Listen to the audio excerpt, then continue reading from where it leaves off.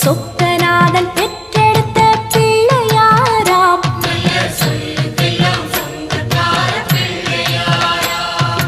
கைலாய மலைய விட்டு தெற்கே வந்தாராம்.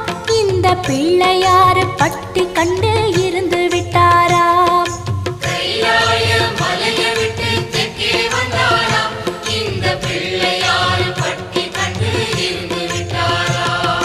கணபதியார் வந்தாரம்மா, நம்ம உறவாக நின்னாரம்மா. கணபதியார் வந்தாரம்மா, நம்ம உறவாக நின்னாரம்மா. சொக்கநாதன்